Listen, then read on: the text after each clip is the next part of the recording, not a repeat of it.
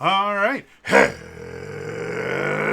again, adventurers, and welcome to kind of an interesting episode of Tears of the Realms. Yes, normally this is our Cypher System powered homebrew TTRPG set in our weird, messed up version of the Breath of the Wild / Tears of the Kingdom flavor of Hyrule. And the people below me are all having lots of fun because everything is going super well. And one of them just saw a staged version of the Da Vinci Code. So that's cool. Yes, it was weird, but it was good. Nice. I have friends in it, so I went to go Oh, see it. It was a little more abstract, but it was enjoyable. I just think the Da Vinci Code's plot is not great, but It, you know, it really? Are we still having issues with the overlay? No, it's working. Never mind. Sorry. Setting up things today was an interesting situation, to say the least. And so I've been futzing with various things and got it mostly working. We hope. So, um, yeah. Announcements. Obviously, we are missing a few peoples here. But due to scheduling conflicts and all that other stuff, for the past few months here, we have been very inconsistent as far as when we are able to stream. So, starting with the new here, I'm gonna try to have a little bit more consistent schedule so that we are more regularly streaming. So one of the things we're going to do for today, at least, is we're just gonna have a little. We call it a podcast episode. You might call it a Q&A, which is what I have it in the title of today's stream. But basically, we're gonna talk about us and the game and various different things that we've done over the years to play the game. And you guys can ask questions too.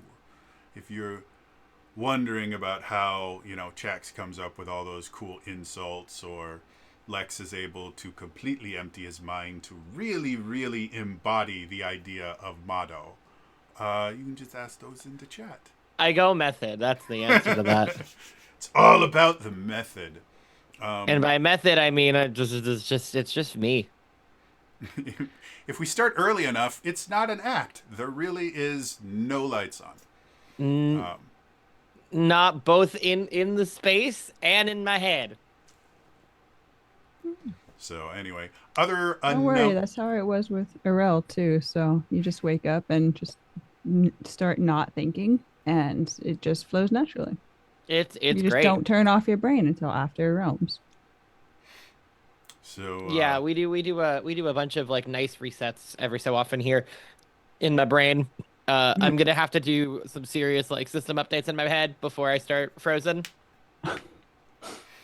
Hardware, software. Yes? Good answer. Oh, really? It should be yes. I do need to get my ass back into some level of shape before that show, because it is going to kick my ass. Gotta love it. So, as far as other announcements in the TTRPG world, as of right now, like not a ton of things are happening. Toon, the TTRPG, just finished their Kickstarter. If you're not familiar with it, it is literally a TTRPG where you get to play a cartoon in kind of Merry Melodies style antics. It first came out, I think it was the 80s or 90s, and was relatively well received, but just hasn't really been updated much since then. So they came out with second edition, or they're coming out with it. That's what the Kickstarter was for. Other things going on. Obviously, Twilight Sword, very, very successful Kika campaign. Both Jax and I are very, very excited to explore the cooking aspects of it. damned to the rest of the TTRPG. But yeah, so that went exceptionally well. They're going to have a community license thing, like their own version of the OGGGL.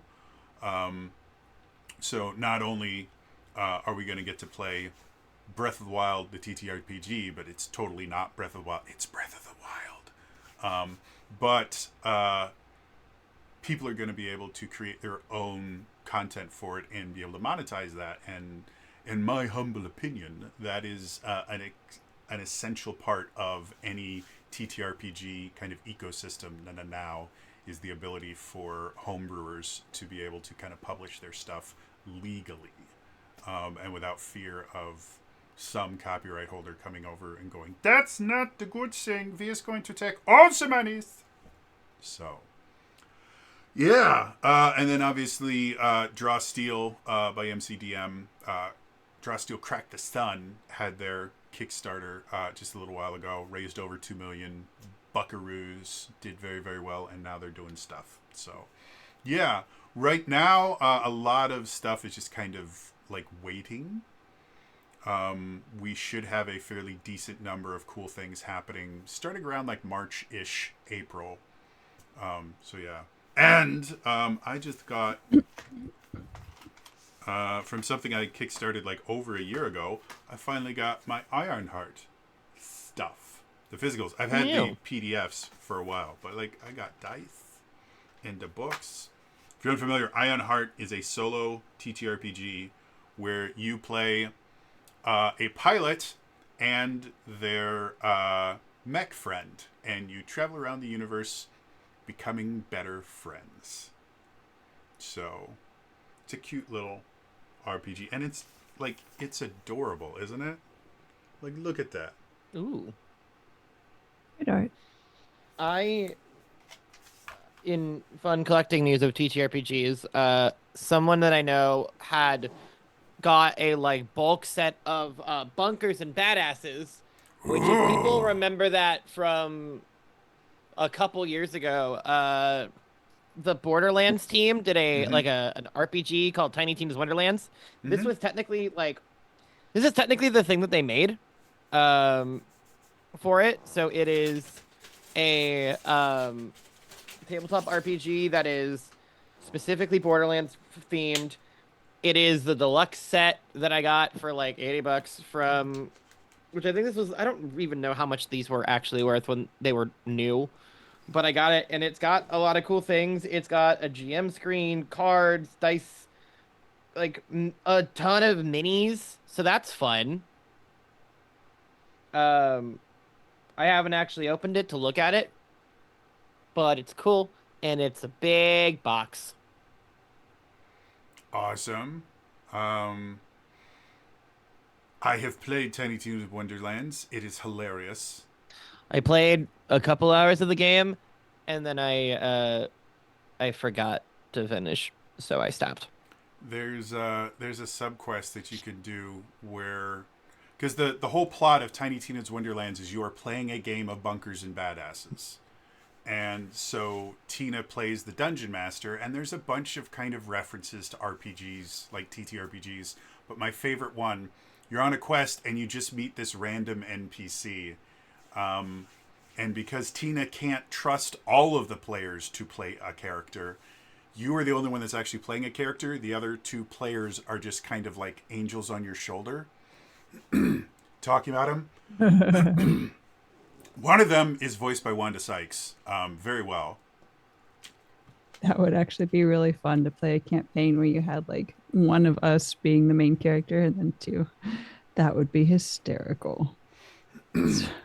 Next, Elias and Kiri. So join us for our next campaign, solo mode. No, but it's definitely something I think would be fun. So anyway, there's this quest that you go on where you just meet this random NPC, and the two kind of voices on your shoulders are like, "Oh, they're really important." He's like, "No, it's just a random NPC," and they keep like for the entire quest, they're like, "Oh, you're gonna betray us. We're gonna." No, he was just there to give you a quest. And so at the end of it, she goes, "Screw it. Yep, he's a big nasty warlock." So, Just remind that energy is the same energy I had while watching JoJo recently, where it's like, wait, this character just does nothing. There's no actual enemy here. It's just a chef, huh? That's how I feel. I think It's very similar. I think every game master. I think every game master has had that experience where I call it the chair effect. Basically, Oh, not the chair. the players come into a room, and as the game master, you're just kind of describing things, and you just describe the chair that's in the room, and then they hyperfixate on the chair because obviously it has to be a part of the puzzle, and they spend an hour, observing it, trying to charm it, trying to seduce it. Nothing happens, and you're Yes, I remember that Critical Role episode. I've had it happen to me multiple times in my games. I had one game I was running that it was a pre-written adventure, so I didn't even have the ability to change that much of it. And for whatever reason, they just decided one of the NPCs, an NPC that was vital to the story kind of going on and was supposed to be an ally for them, they just decided that that was a bad person. And we're just expecting them to betray the party sometime throughout the adventure. And so they just treated this person like absolute crap the entire time. And at the end, they're like, so wait a minute, he didn't betray us? I'm like, no, I don't know why you guys hated him so much. He seemed like a bad person. I'm like, he said like 4 lines. And then you guys are like, oh, he's the bad guy. So. Is this I mean, nothing scares me as a D&D player more than like first grade puzzles. Because the amount of times I have gotten into, there was one session where it was quite literally like a first or second grade like puzzle, and it took us an hour to get through it. And when we all realized like this is like first grade stuff, and I'm just like, you realize that most of the people in this game are not very smart, right? We think that we're smart. And then this. Just, we all felt stupid after. We were not. We were all kind of like, God damn it. Yeah. I've discovered, especially if you have, like, I personally, I guess the announcements are done, by the way. Like, there's nothing else to talk about, so we're just doing the Q&A portion. I personally have gotten exceptionally lucky, blessed, whatever you want to call it, because the players that I play with, especially you guys, are very, very smart. You're very, very clever, and you're really, really good at kind of doing stuff outside of the box and stuff like that. And so, breaking dungeon walls. Yep. And so yeah, like I could give you guys, like if I give you guys clever puzzles, you guys will generally solve them really, really well. And like Imp is mentioning in the chat, I had actual riddles and stuff that I challenged my party with, and they did one of my D&D parties. They did pretty well, and then we went over to Kiri's stream, and I gave her the same riddles, and she just instantly, because she just has that kind of riddle. I mean, she's Fae, so she kind of lives in a riddle, but but yeah, so like I'm really, really lucky that you guys are so clever, but it also means that because you guys are so clever and are always trying to think outside the box and, see what, the trap is or what everything, if I give you guys more kind of simplistic puzzles, about half the time you guys will go, oh, it can't be that easy. And you will overcomplicate the puzzle to try and solve it. And it's really, really fun.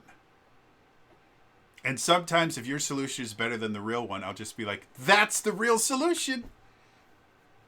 But, yeah. If you want to just keep it simple and have us solve simple problems. Just give it to the alley crew as soon as we start. Like, no, I'm pretty sure. Yeah, let's go with that. So, yeah. So, to give us slightly more structure, I have some ideas of stuff to talk about. And me, personally, my background as an actor, like, I'm always thinking about, like, motivations and, stuff like that. And I think Chax and I have had discussions on Q&A type things where we talk about like where she's gotten her character ideas from and stuff like that, motivations. I don't think I've ever had a chance to sit down with Lex though, and talk a little more in specifics about either Pierre or Mamado. Acting? Yes! Remember that thing that you do sometimes and get paid for? I don't know what you're talking about. You have made more in your acting career than the entirety that I spent learning and attempting while I had an agent even to become a professional actor. So, of course, you would just need to make you'd need to make $91 in order to make more money than I did in my entire acting career. But oh yeah, and I don't think I can comment on that without it coming off a little weird, so I'm not gonna. Not a problem. So let's talk about Mado. Okay, what do you want to know? So, let's start with kind of the genesis. When I first pitched Tears of the Realms, I remember just kind of telling everyone, "Hey, it's going to be set 10 years after, and you guys are going to be, going into these, different worlds that are stuck in the sky." And I remember something to the effect of you saying, yeah, I just, Pierre was this really kind of complex and, really kind of intense character. I just want to play, head empty, no thoughts. Can I do that? That was exactly the conversation. Pierre had this long backstory that was really dark that we got through that we basically hit within like the first year. Mm-hmm. And so I was like, you know what? For campaign 2, I want to lean into the himbo energy. No thought, head empty, golden retriever boy kind of person. And then the other problem is I have my one regret as a performer is that I didn't do enough dialect work. Because I will start a dialect in one region, and where it starts and where it ends, you could plot its course on a map like it was an Indiana Jones travel montage. Like it would start with the C pronunciation, and it'll end in New Jersey. How it got there? No idea. It just sort of happens. And so I leaned into the one accent I can do pretty consistently because it's a very much an offshoot of mine. The tri-state New York, maybe a little bit of Boston, but mostly New York and New Jersey accent. Because I don't drop the R's in mine. I don't think so. Well, depending on, because every so often your accent still likes to, go on vacations every so often. It does, but it does stay mostly in the tri-state area. Yeah, mostly. Mostly. We don't. There aren't a lot of places where it can go drop the R's and like go park the car. But we got to go to the car, and get all the things. But yeah, I basically was like, we're just gonna stick in the New Jersey, New York dialect, and go for a guy who just doesn't. I really didn't want any of him to be really like tragic, because it's like, this is not a character design for the tragic. Yeah, There's that's my job. Rude, which is very much like in the last episode when like the lab was like completely thing. His reaction was, well, that sucks. All right, well, can't do anything about that. Uh, Well, to kind of fixate a little bit on the accent and the dialect, do you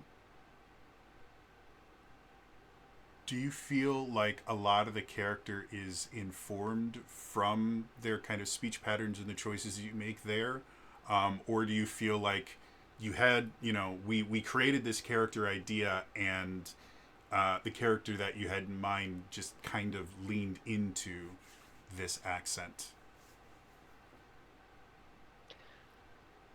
it was 100% intentional the whole time, and you can't prove.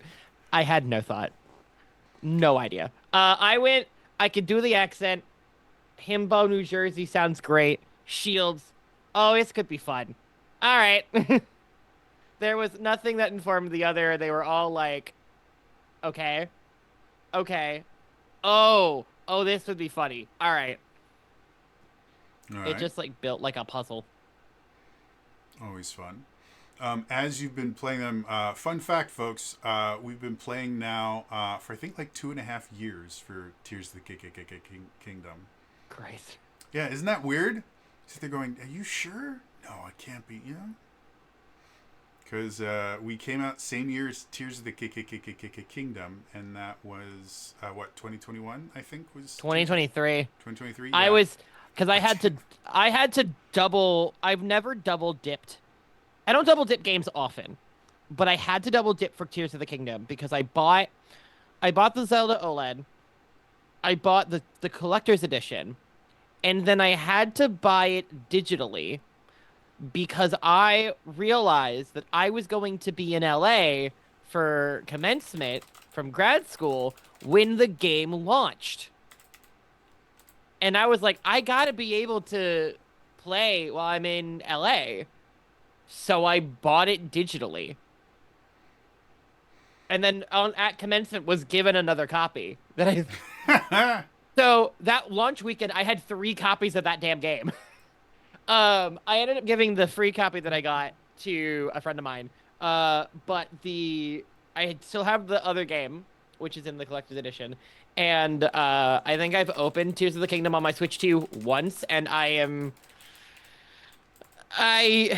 I do want to replay it, but I am not in the headspace to play Tears of the Kingdom after 100%ing Breath of the Wild last year.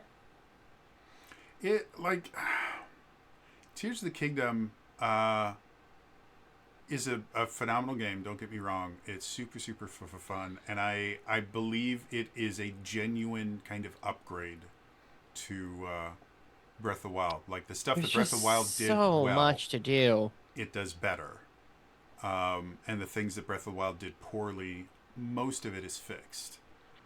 It's But just it's so big. yeah, it is. It is kind of a journey that you have to go on. Um, and Zelda Breath of the Wild was already bigger than Skyrim, and then they went, okay, but what if we double it? triple if you Which count was, underground and the sky stuff. oh, I meant double it in terms of like, there's this double and then another. I mean, I guess it would be triple, technically, but yeah, it's like there's. I worry about being too big, but I will probably play it next year, realistically speaking. Well, and there is like there are now becoming more and more conversations in kind of the gaming community in general about the idea of um, whether 60, 80, 100 hour games, whether every single game needs to be 60 I can plus tell you hours. right now, it does not.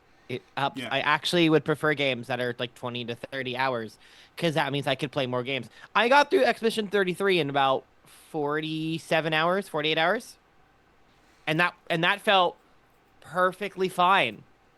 Um, like I'm playing through Fire Emblem right now, because Mary, and working through that.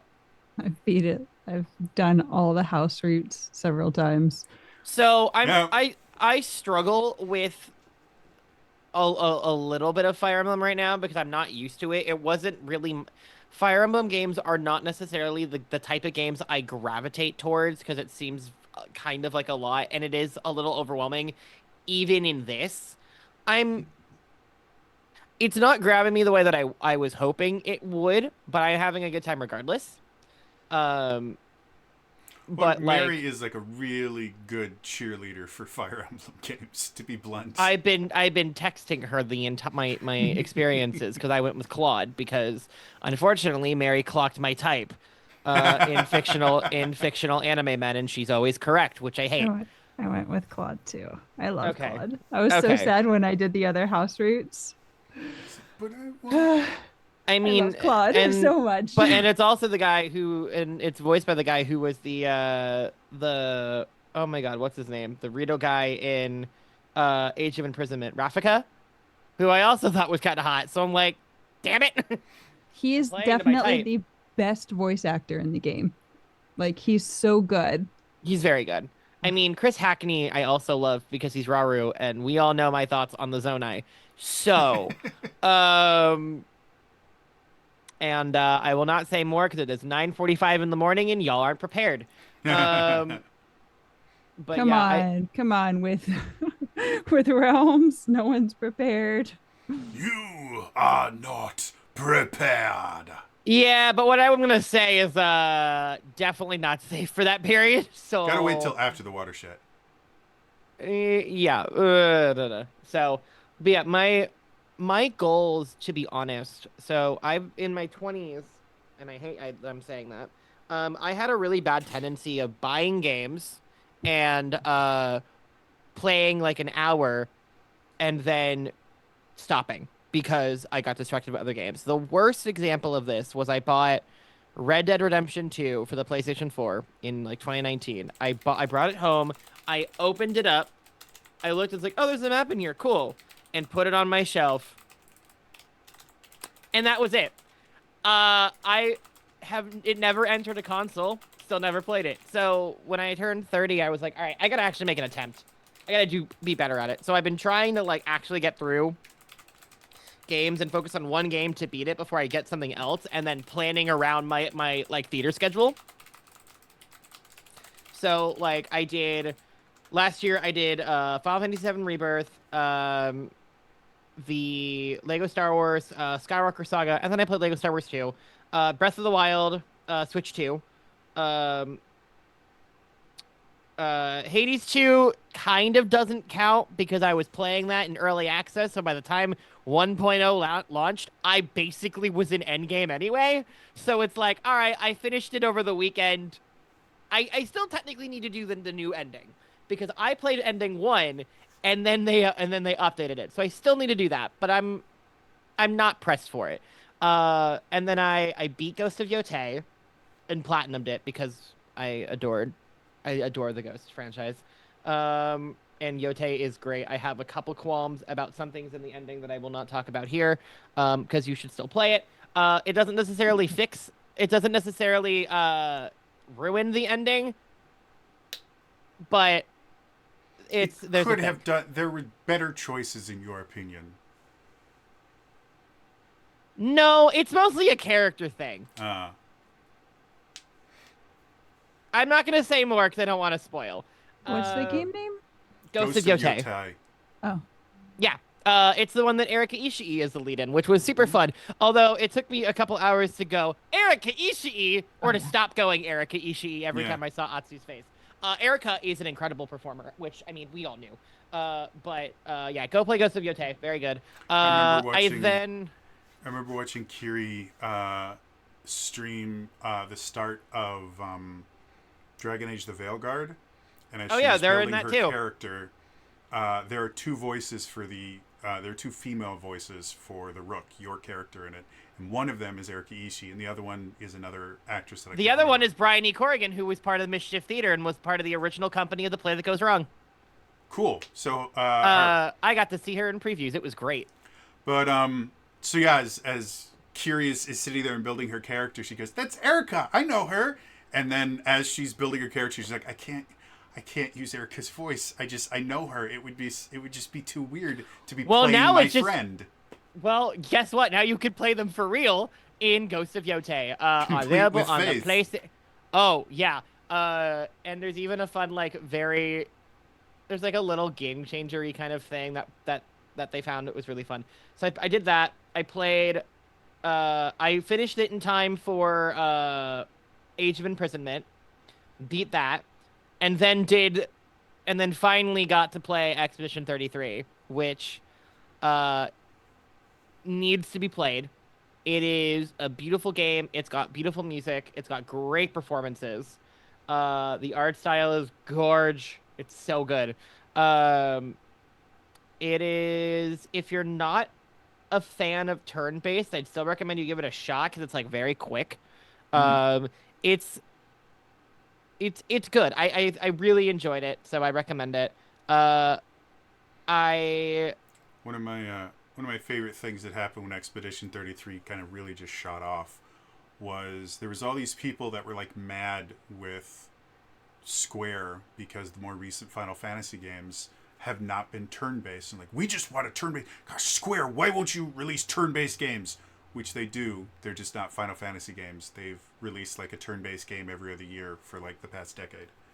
But everyone's going, see, people want, turn-based games. And they quoted, they're like, well, Baldur's Gate 3 was turn-based. It was amazing. And Expedition 33 was turn-based. And I went, you guys are completely wrong. This idea that turn-based games are these amazing things. No. What is the linking factor between Baldur's Gate 3 and Expedition 33? Jennifer English. It's not turn-based games that are amazing. It's Also- Jennifer English games are amazing. Also, So just let her turn-based- be in every game. Also, turn-based games, Baldur's Gate was turn-based because it was using the D&D rule set, and Expedition 33's main mechanic is actually mostly when it's not your turn, because the main mechanic is the parry mechanic. Well, I mean, technically, Baldur's Gate 1 and 2 used AD&D 2nd Edition rules, but they used the Infinity Engine, which was this pseudo-real-time strategy kind of thing, because that was the thing at the time. This was the late 90s, where real-time strategy was the big thing. Sure. For the purposes of this argument, though, because if that's what people are yelling about, they're still turn-based, but they have their own things to make them unique for themselves.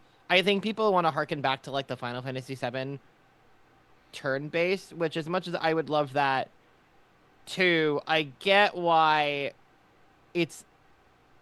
I understand why people aren't necessarily as engaged with it, although you can argue that there are tons of other games that do it well. I mean, granted, even like tactics games can be a hard sell for some people because technically speaking, Fire Emblem is a tactics game. I mean, not technically speaking, it's 100% a tactics game. So, anyway, which to I've kind learned of is tough. slightly shift us back towards TTRPGs and our Giga game. Yeah, gotta. And to engage Chex a little bit more, since she's been so kind to just listen to us talk about nonsense. No, we're not engaging. We're talking about games, and we talked about Fire Emblem, and like it's all good. Keep going, Lex. We've already had a conversation on. Well, I was going to kind of present a question to both of you, because it's something that, for anyone that doesn't know, there's a cool little subreddit called Zelda TTRPG that I just found, where it's a bunch of people that kind of talk about their own kind of attempts to make Zelda campaigns using various TTRPGs. One of the things that every so often gets brought up there, and it's something that Elias and I, and I believe probably Lex and I too, since you're a producer as well, have had conversations about, is the idea of,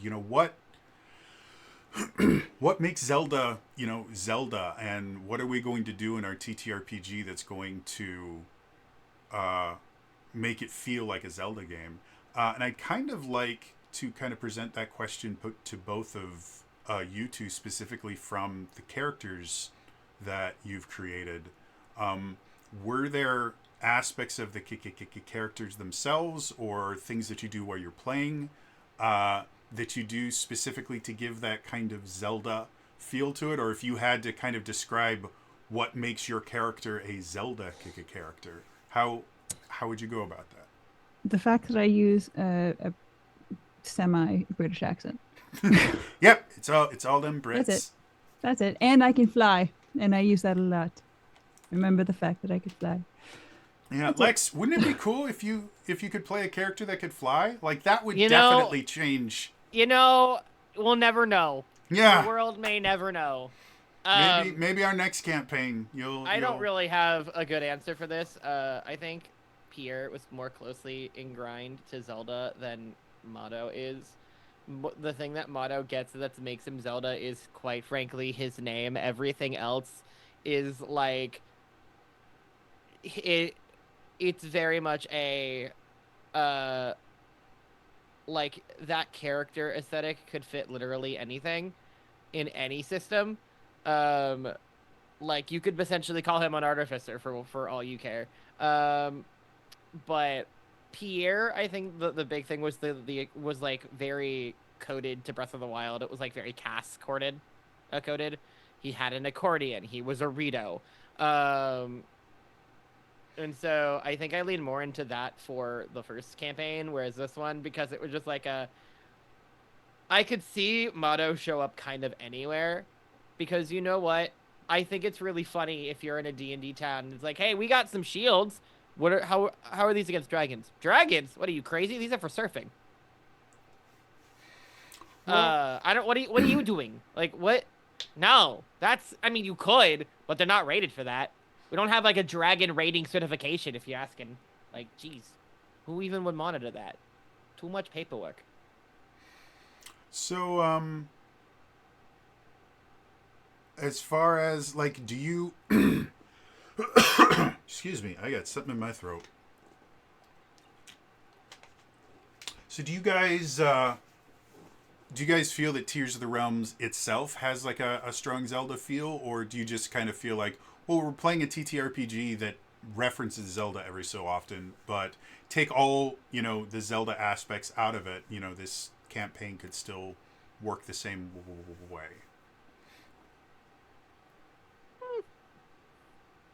I think I think there's still a fair amount of Zelda in this one because we've been going to different worlds. You can kind of make it a little bit more nebulous, which is, I think you can kind of make the argument that you're doing a little bit of both, which is good, because if it's all Zelda, then we'll know everything ahead of time. So making it not that is, I think, a little bit better. And we use a lot of reference to things that happen in the Zelda universe itself. And like talking about Gorons and them specifically having like their usage of bombs and the different places that we go and can go and the things that happen in those areas. So, and like of course the whole Ganon influence on everything. And I feel like a lot of what we do, if we moved it over, there'd have to be to another system and world, there'd have to be like a third to a half of the game modified to take out that specific Zelda content. Maybe like a third of the game modified. So it still has a lot of Zelda flavor to it, I think. Always nice to hear that I'm achieving something. As far as I mean, like one of the inspirations for Tears of the Kingdom, Realms of the Wild was all based on an idea I had when I was much younger, playing Ocarina of Time and beating it for the 77th time, because it was the only Zelda game that I had. There was I had this idea of what if Link was a spellcaster instead of Swordy Sword. That would be kind of cool, and that eventually evolved into Realms of the Wild. For Tears of the Realms, I really just wanted the ability to kind of highlight my favorite Zelda games and be able to kind of like we haven't been able to do nearly as much as I wanted, simply because other things are going around. But we've already gone through the Minish Cap and that kind of world. I have a couple other ones planned. If when you guys ever get back to tier walking for other Zelda tiers that are based on other Zelda games, which is really fun. But yeah, I mean that was like the entire premise of this is just like, well, I can just reference any Zelda game, and I can run, we can go to Twilight Princess and play around with that, or we can go to A Link to the Past and have you jumping between the Dark World and the Light World, or, we can go to Zelda 2 and have you guys get trapped in Death Mountain because Death Mountain is evil in Zelda 2. And other things like that, so... yeah, along that line, do you guys have particular Zelda games that you would like your characters to experience? Whether it's because, oh, well, this is my favorite Zelda game, or just like, oh, I think it'd be really, really fun if my character got to interact with this flavor of Zelda.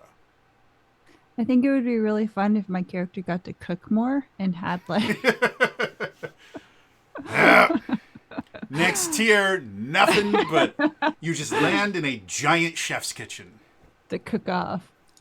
What is it? What's his name? Gordon Ramsay. Hell's Sure. Kitchen. Yes. Great British There we Bake go. Off. Bobby Flay. Oh, that would be fun too. Great British Bake Off. No, Gordon Ramsay. Both of those would be great. You know, they share a birthday with him. Really? Yeah, we're born on the same day. We're both November 8th. Funny. Congratulations. Yeah, it's quite funny. I feel I'm gonna try to be less contrarian, or to be slightly less like, oh, it should be Ocarina of Time, because I think I have played Ocarina of Time more than any other Zelda game because of the randos. But I think it could be fun for a little either a Wind Waker or a Link to the Past. I think a Link to the Past or Link Between Worlds would be fun. It would be rather humorous for you guys to go into a tier and then you just are plopped into the middle of the ocean. I was just thinking about that. That would be awesome. Just put us on a pirate ship. It'll be just like a Sea of Thieves, Pirates of the Caribbean. Motto runs like Jack Sparrow all the time. And then let us find some blue tunics, and we can then start to delve under the sea and still then you be meet able a crab to who breathe. can sing. I mean, yeah. And that's then we kind of how it put him in a works. pot and go see Gordon Ramsay. That's Sont les poissons. crazy. How I love les poissons. That's crazy. Yeah, let's go find Sebastian and immediately murder him. I mean, we wouldn't be able to talk to him, so we wouldn't know unless we get a tier or an ability. That's true. Speaking of abilities, is there a particular focus that you guys would like to see your characters have? Not like a specific, phrase or something like that, but like a variation on your powers based on one of the flavors of The Legend of Zelda. Oh. Also, Imp, I will be asking that in just a moment here, just finishing this kind of thought process.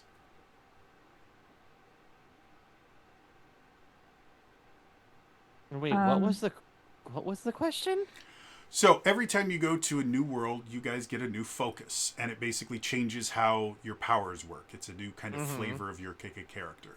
Is there a power set, a focus, a subclass effectively, that you guys would like to see your characters gain?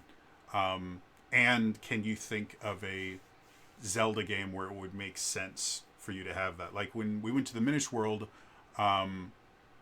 I kind of focused on kind of nature style powers. So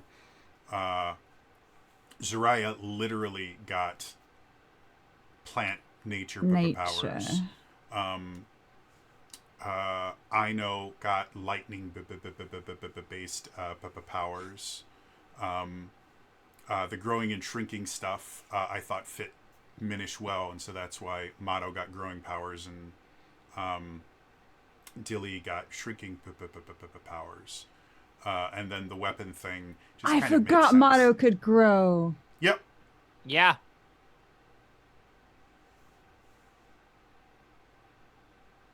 I don't have anything specifically, to my So you knowledge. could. Sorry, time out. So you could have got us out of the building without building that shield. Not that building that shield wasn't like cool, but you could have just grown and like lowered us to the ground or to the next roof. I'm exceedingly grateful that we can now fly anywhere, but I guess I could have. And, you know, there's so many applications for a giant. You know, humans would look, definitely not I notice forgot. a giant Minish just walking around on the roofs, so. like I said, I'm not a smart person. I would have come. And again, sometimes I think, and then I forget. That is the energy of not just Mato, but of me. Well, and it I doesn't don't help know- that it's so early. I don't know. I don't know if it is. I don't know if it would have helped. We can be delusional and say yeah, but I don't think so. I don't remember if you specified a size that Mato could grow. In the power itself, you can grow, I believe it's 12 meters is the big version. And it was related to his size as a Minish. So like a 12 meter tall. So like 30 to 40 feet to tall. 39.37 apparently, according to this. Yeah. Could have grown and then just But- grabbed. Yeah, Okay. I mean, granted, for the point of the Minish, it was to a height of 12 inches or 3 meters. So still I don't would know have if been that would have. significantly smaller than the Hylians, but large enough. Like the Minish are so small that it's very easy for the Hylians to just not realize that they're there. Once you start getting like a foot high, like at that point you're like cat sized. Basically. But we also just had a whole bunch of tall plants sporadically grow around the city. I think they would have noticed that there's like a fairy circle around this one place.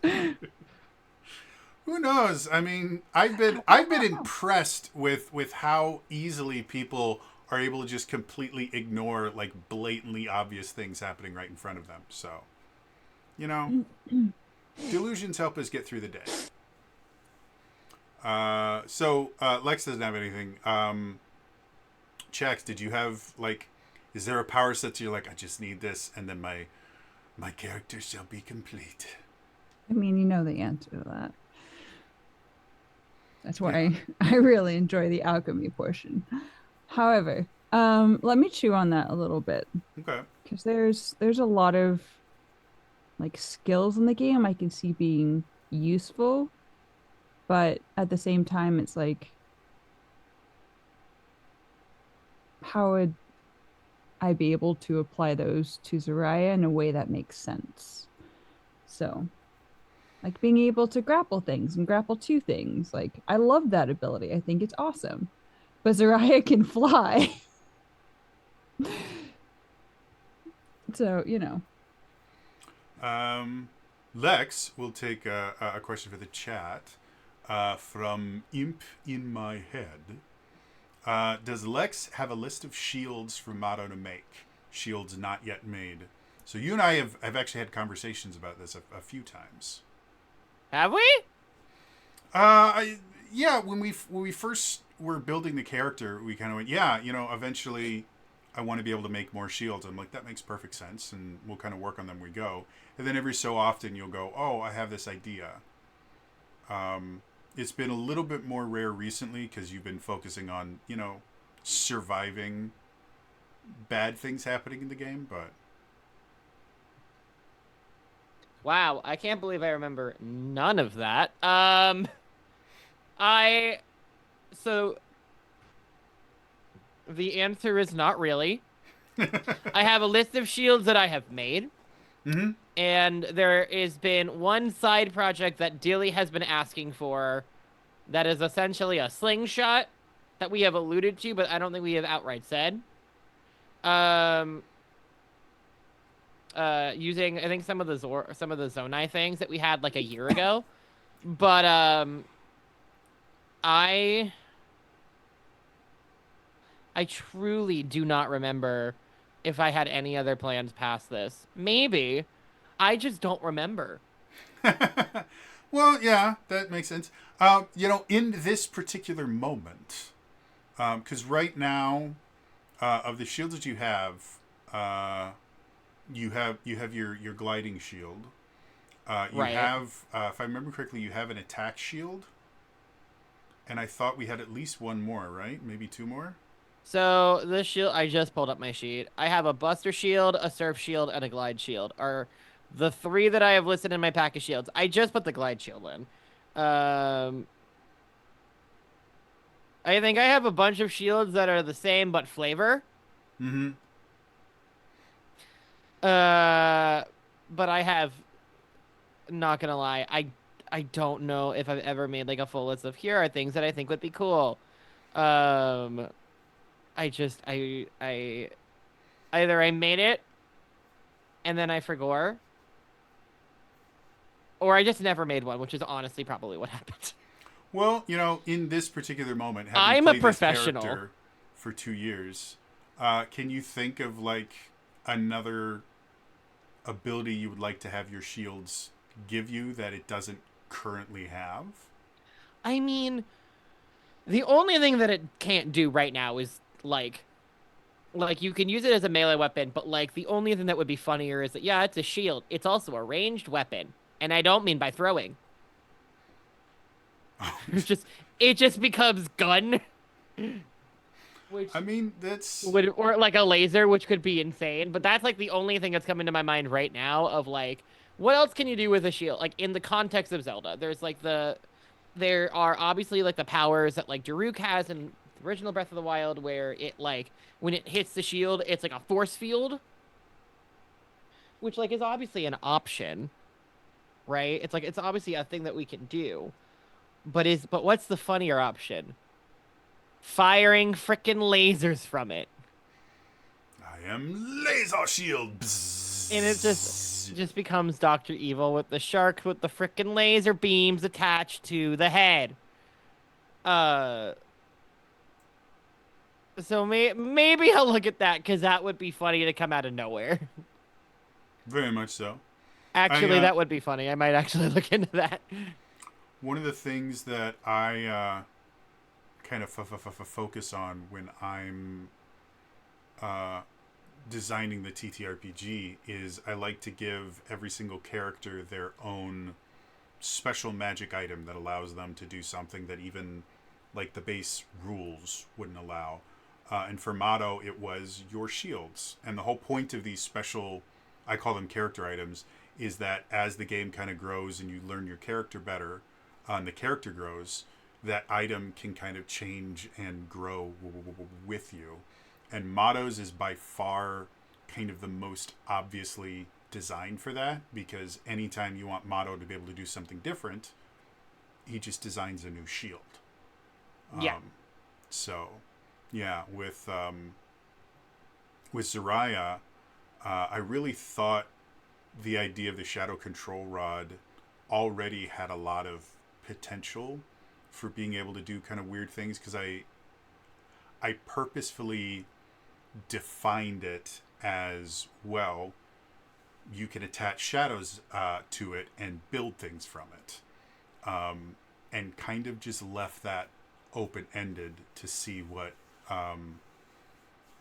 Shaxx would do with it, and I have not been disappointed at all with Shaxx going, can I use it for this? Can I do this thing? Because you are like constantly trying to find new ways to use shadows. Like recently, You discovered a way to actually enter the Shadow Realm, which you couldn't do before. You're like, well, wait a minute, can I just make a door? I'm like, well, I mean, yeah, doors are super easy. To the Shadow Realm, that's more difficult. Let's see how this goes. It's definitely worth burning some effort tokens and reroll tokens, because that would be cool. So thank you, Imp, for the constant supply. So, but yeah, like it's like the whole point of most of these things, and I think in Realms of the Wild, I think your character items, I guess for a few of you, were a bit more kind of essential to the characters themselves. Like the stabby bits for Arel were constantly used because you used them for your teleportation and stuff like that. Whereas here, you guys are significantly more often using your focus abilities than you are using things related to your magic items, which I find fascinating. But it kind of does go to show you the strength of the cipher system, and especially when you can kind of switch focuses. I'm really excited to start using Zariah's clone more, because the power that you gave me with having a second version of myself, especially in our current situation, is gonna be so much fun.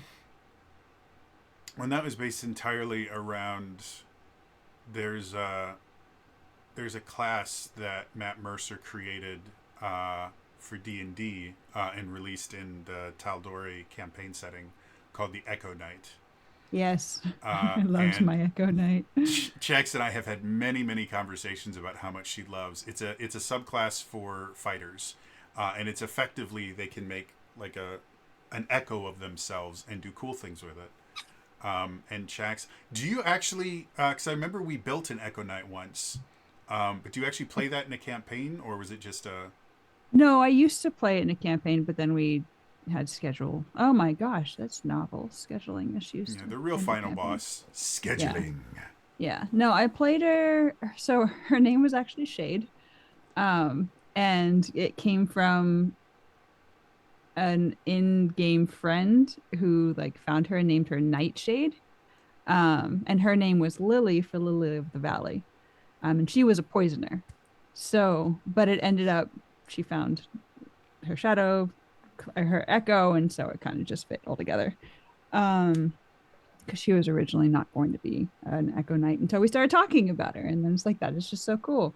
So yeah, I played her for like a year and a half, and I want to play her in another campaign again because it's just so much fun. But it got to the point where my DM was like ignoring my echo for everything and would just find ways to target my character. So it got kind of sad in that regards, because even yeah, but otherwise it's a very fun class to play. I highly recommend it. Well, it kind of goes to like as a game master, one of the kind of fine lines you have to kind of walk is you want to kind of reward your players in ways that feel uh, monumental to them personally. Like in Fabula Ultima, they have an entire section talking about the quote unquote class fantasy. The idea that if you're going to play, a Darkblade, these are probably aspects that you want your character to lean into. And so letting your players kind of experience that class fantasy is important. But at the same time, it can also start to become, especially with things like echoes or clones and stuff like that, it can very quickly start to become kind of cheap solutions and make it significantly more difficult to create challenges for the players. And so you always have to find a way to kind of tightrope walk that line. And some Yeah, people are very good at it, and some people just aren't. yeah, yeah. It was to the point where like I would have my echo do something, and the DM would have the character like we could all be hiding and my echo would do something, and he would just completely ignore my echo and what it was doing and walk around the corner to find me, because of course as a DM he knows what we're doing. Mm-hmm. And it was just like So What's yeah, the point of it's having an echo? so. But yeah, thus far, the cool stuff that you've been able to do with your light clone has been interesting. Yep. Um, I'm very excited for the sessions that we have downtime in because there's a lot of research that I want Soraya to do with more with her abilities, and then also more with the shadow dirt that we've been given. Um, there's lots of experiments, so that's something we're gonna have to talk about. And mhm. Well, and that was like one of the fun things about Tears of the Realms is I'm the one that gets to decide what focuses you guys get or foci you guys get, um, and so when I'm designing a new tier and stuff like that, I'm like, well, how would this character kind of relate to this tier? sorry, Im's comment, my bad. I throw shade at them. That's crazy. Imp, just an FYI, there is a subclass specifically designed around throwing things, including your allies, but it's a barbarian subclass, and it's amazing. If I remember correctly, it might have come out in Fizzbands. I can't remember which one it was, but it was. It's a cool flavor of. Isn't it Tavern Brawler? No, there's a barbarian subclass that barbarians only get their extra rage damage on strength-based melee attacks, and this particular barbarian subclass actually gets their rage modifier on strength-based thrown weapon attacks, and it turns it into a ranged barbarian. It's super super cool.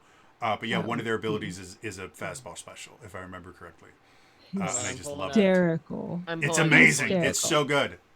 I now want to play with a friend who wants to play that character and Yeah. say the mischief we could do. Is it So, Battle Ranger? I'm like, it doesn't matter. But anyway, kind of going back to like what I get to do is I get to sit there and kind of think about how would this change how the characters interact? Like specifically giving Zarya the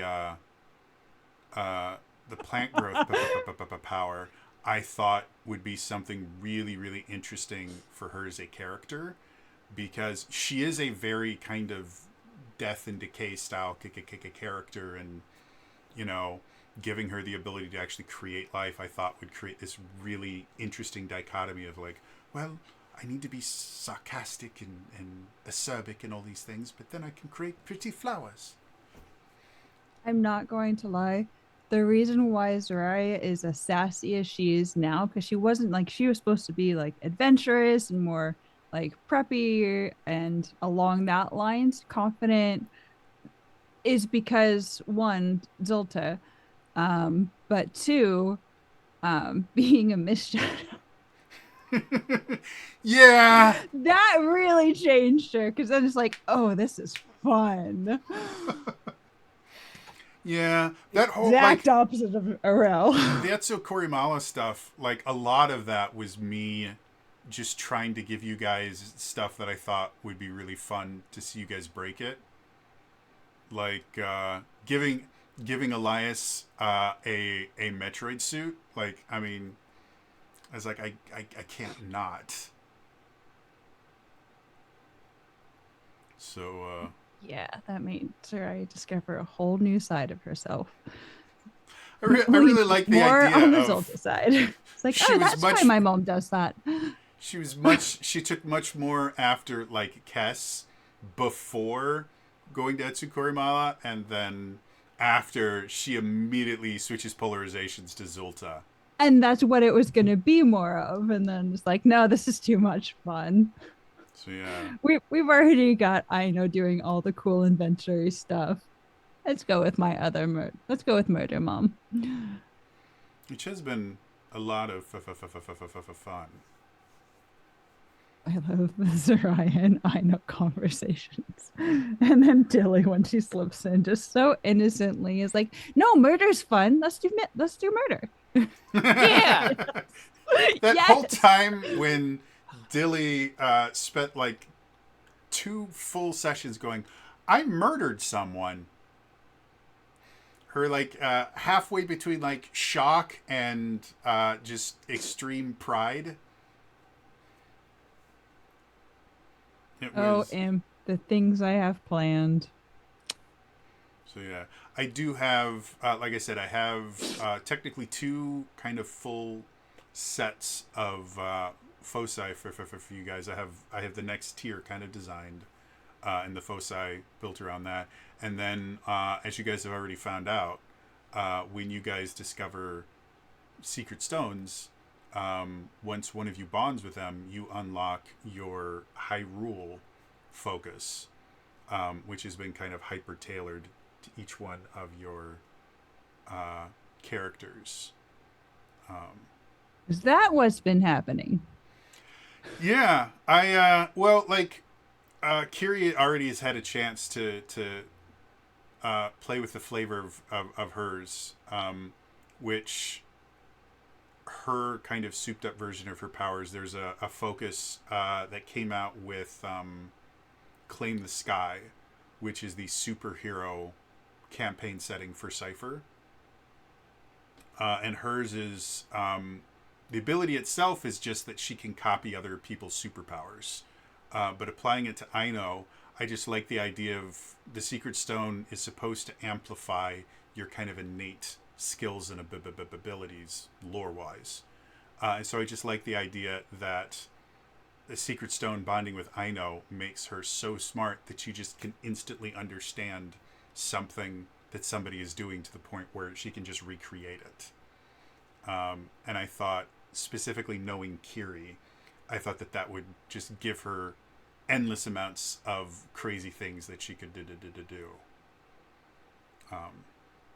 The rest of you, I keep track of all the stuff that I design on my phone for you guys, so I have it all stored here, just in case you guys do something weird and it's like, oh, because originally I was expecting the Secret Stone that you guys got from Aganeru to go to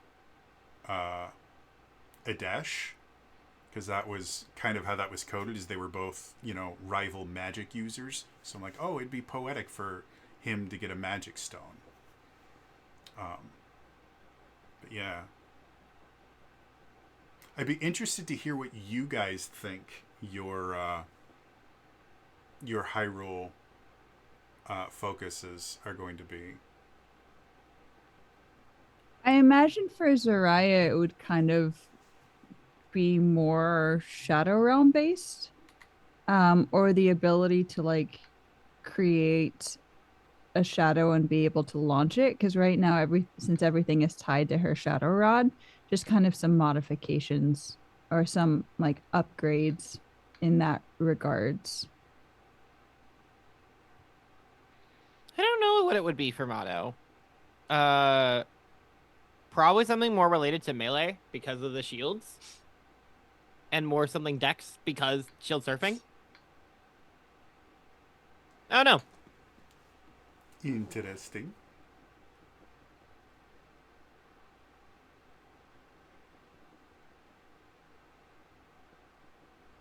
Yeah. I've been going with the flow with this campaign. It's like, all right. Which is always fun. Yeah, I think I've done more planning and made more lists and have like a whole backlog of information versus Aro was just like, Can I romance it? exactly. Which she wasn't end up being intentionally or originally that kind of character either. So all of my characters have changed depending on situations.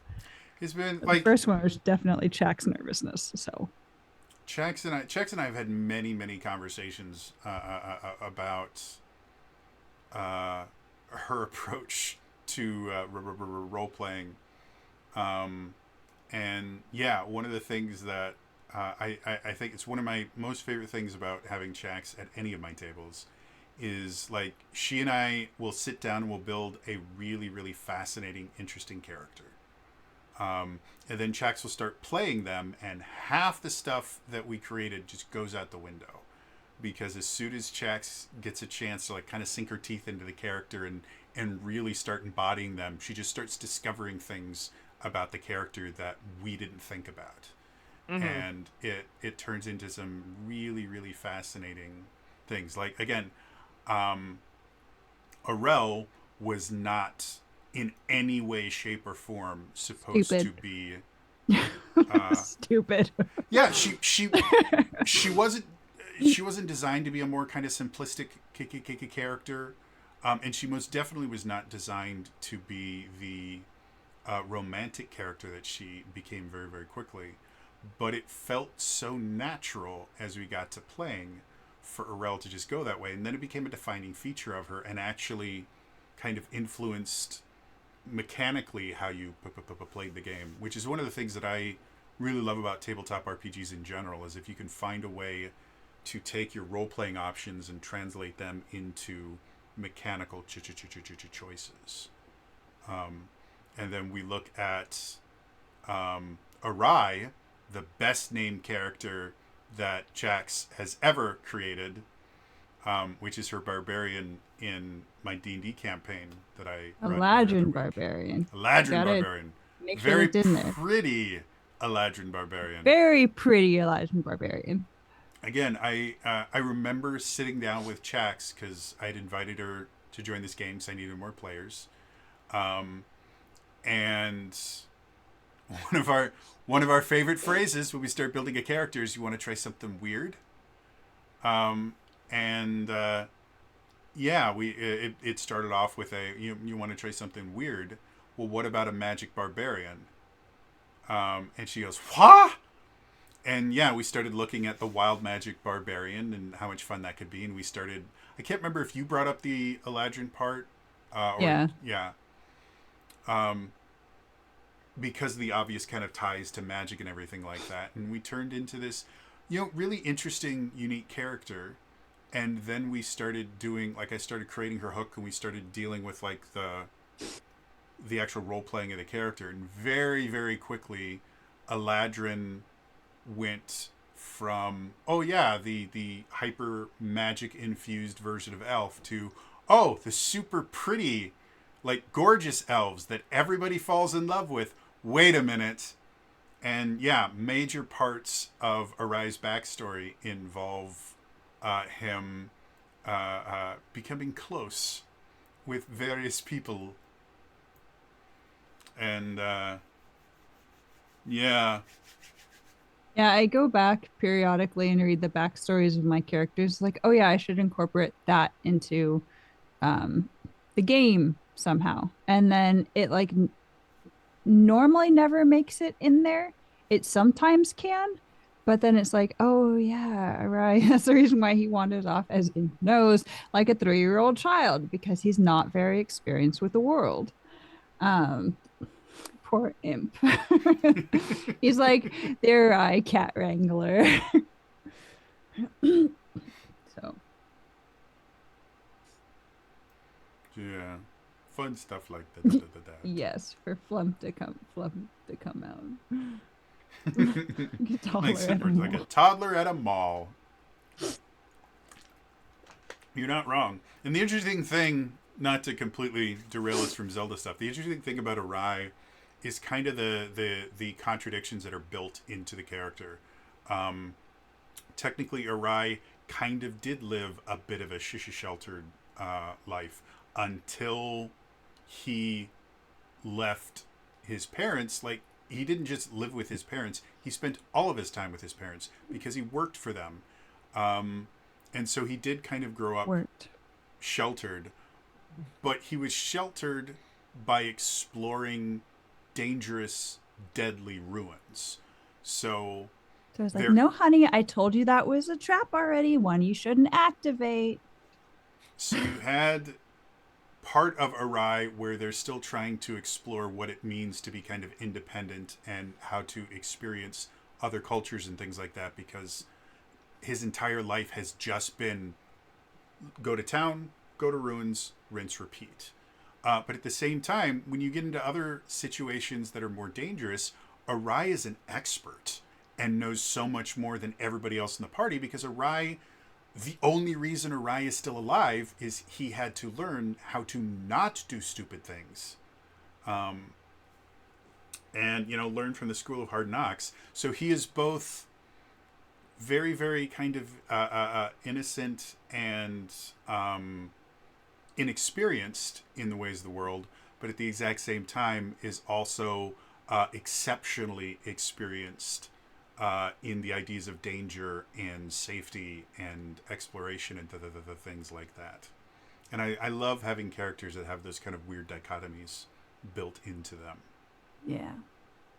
And I don't Which all started off because he was an Eladrin and a barbarian. So we're like, himbo! Exactly. But, yeah. So. Oh, I lost my sign again. Oh. I've been getting better. Mm-hmm. Oh, definitely. Definitely. It gets very, very confusing when, again, because I've known Chax for, at this point, we're going on what? Like 6 or 7 years, I think? How long ago was Twitch Sings? Right. Was it that? 2020 is when they cut it, so. So yeah, we're going around 6-ish, 7 years. 7, yeah, probably closer to 7. Let's find out when our first seed was. Hold up, let me find out. I got it right here. Which, just from my own point of view, killing Twitch Sings in 2020 was probably one of the dumbest things they could have done, because 2020 was the perfect time for everyone to sit home and sing karaoke. Yep. Amazon, bring Twitch Sings back. We will pay for it. I know quite a few people who will pay upwards of like 30 or 40 bucks a month if you bring us Twitch Sings back. We will find ways to pay it. Yep. 1000%. You want Twitch to actually make a profit? Give us Twitch Sings on a subscription. Anyway.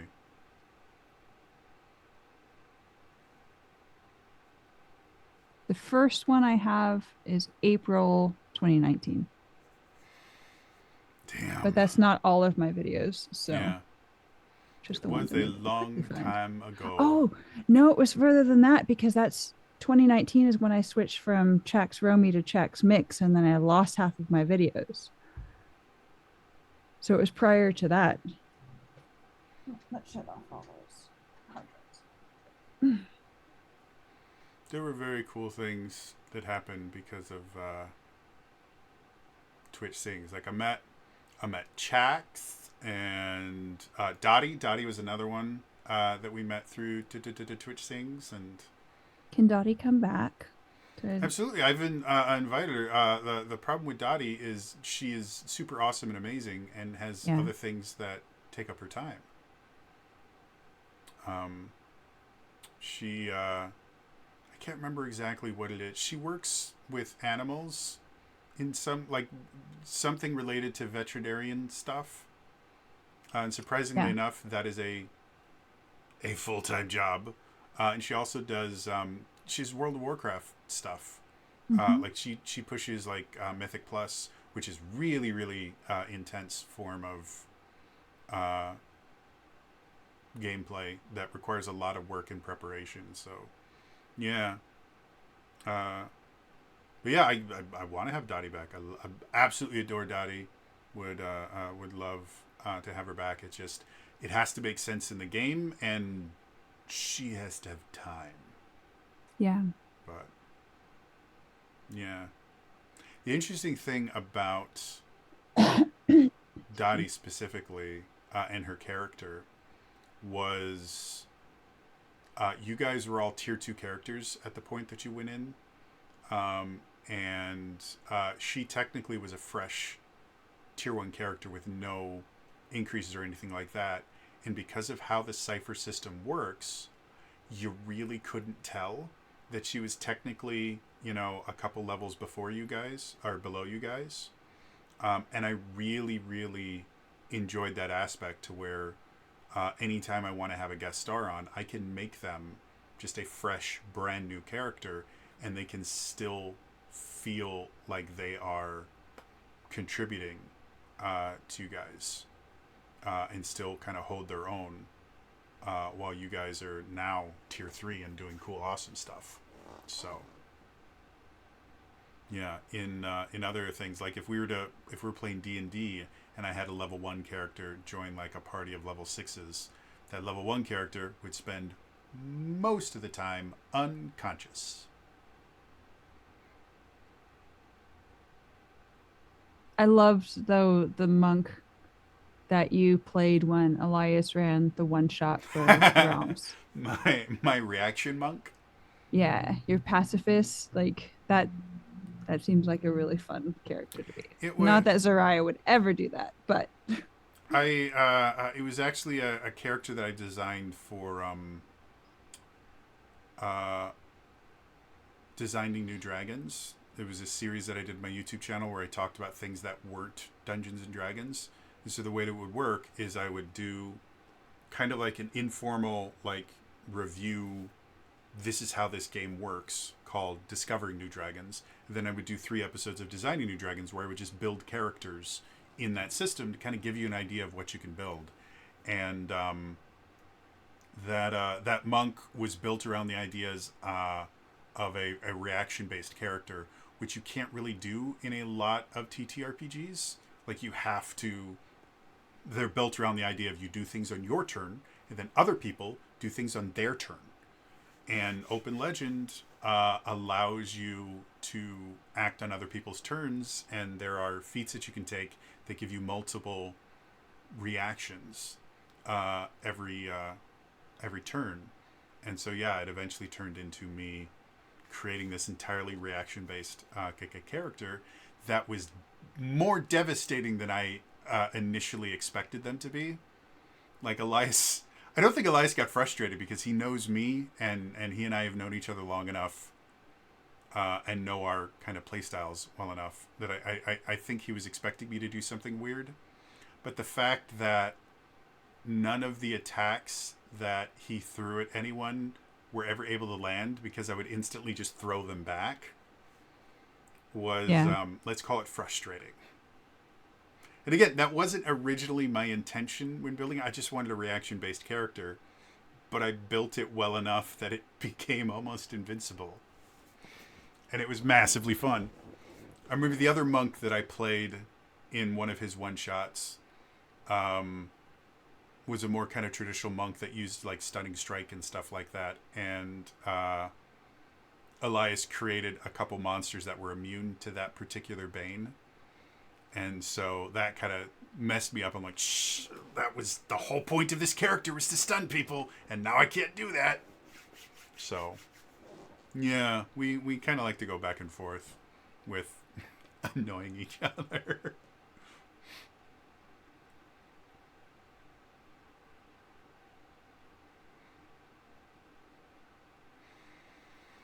So anyway, interesting thought experiment for you both. If something were to happen to Hyrule, our flavor of Hyrule, that mechanically was explained with us switching to a different system for a limited amount of time, is there a particular system that you guys would like to see your characters translated into, like a D&D version of a Rel, or a Daggerheart version of Motto?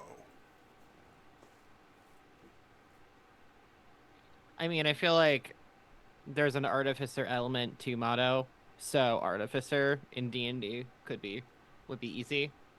Okay.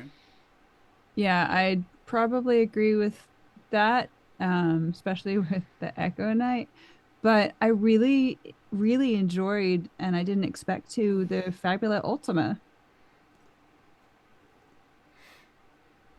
Sorry, I'm so sorry I interrupted you, Lex. Keep going with No, that was it. That was the statement. I think it's just, Motto would be an Artificer. Pierre was always canonically a Bard. And was designed as a Bard first. I've been getting into the Artificer stuff because I found some really stupid memes of D&D bard or D&D artificers being unhinged, and I'm in a Strahd game, and I've told my GM this. I have a backup character named Cletus, who is a human artificer, moonshiner. He's got a horse named Chevy Silverado. Um, and this is a like a Zack the Giant bit that I really love, but I am absolutely going to use it because it's so funny. Because we have done like RPG like one shots that are like of like moon of like this like moonshine or Wild West kind of thing, and all like it just ends with everyone going yep. Uh, and so yeah, he's got a mount by the name of Chevy Silverado, if you want to keep it fancy. And is a moonshiner and wants to throw and it's like I'm gonna make some new things and it's gonna do different things and just gonna make it work. Um, so I have that locked and loaded for whenever this bard character of mine in Strahd dies, if she does. So I've been messing a lot with Artificer, so I feel like Motto, as somebody who is a crafter, would just be an Artificer, and it would realistically be, if we're going to be super specific and we're going off of like the legacy rules, if we're going off of like Tasha's legacy stuff, realistically, Motto would be an armorer. Sorry, Josh's Zerai would totally take hideous laughter. I mean, it's a good one. I feel like you'd be a cutting words and Tasha's character, but Yeah. it would probably be an like Motto would realistically be an armorer if we're playing with legacy artificer. And actually, it would probably be the same even in 2024 rule set. Yeah, Because they I didn't didn't realize change a armor whole was lot. also there. With There the, were a couple of things that I liked with Artificer that they changed. I personally, I'm just excited that it finally came out because I pre-ordered that thing way long ago, and then it got delayed because it was supposed to come out in August, and then it came out in December. But yeah, he'd really realistically be an armorer. It would be a little bit weird because it wouldn't be it would still have the battle mechanic, but it would be flavored for other things. But Yeah. like, I don't know. I mess mostly with D&D still, mostly because it's what I have the most amount of books for. I do have a bunch of other books, RPGs like Bunkers and Badasses. I have the Monty Python RPG. I've got the only things I don't actually own. I don't own a copy of Daggerheart yet. I will eventually.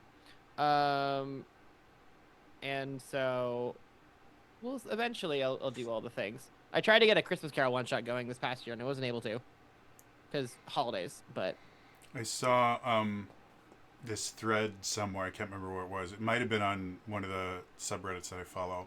They were talking about just how terrifying a high-level bard would be with Vicious Mockery from like a townsperson idea, because effectively this is someone that can kill with just like comments. Like a high-level bard, your average damage with Vicious Mockery, once you get up to like tier 3, tier 4, is in the neighborhood of like 10 to 16 damage.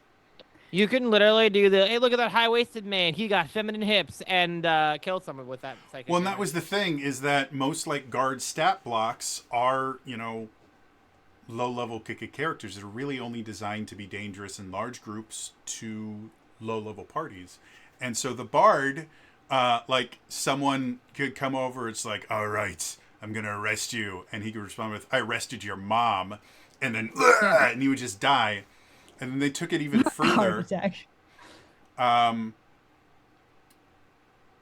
If a bard was to fight a dragon exclusively using Vicious Mockery, they could take down an ancient dragon in around 11 real in-game minutes. As long as they were able to survive for 11 minutes around the dragon, just constantly insulting him, they could kill. And I just thought that was a really amazing idea for a character, someone that just runs around just hurling insults at people. and they can eventually take down a dragon. Yeah, I was about to say if Zarya, it would actually be fun to play Zarya as a bard, and like her instrument would just be her normal quips, and then when she actually meant something, that's when Vicious Mockery would activate. So or be cast. That would be hysterical. I now want to play a bard like that. Like no instruments, no other spells, just Vicious Mockery, like 95% of their time.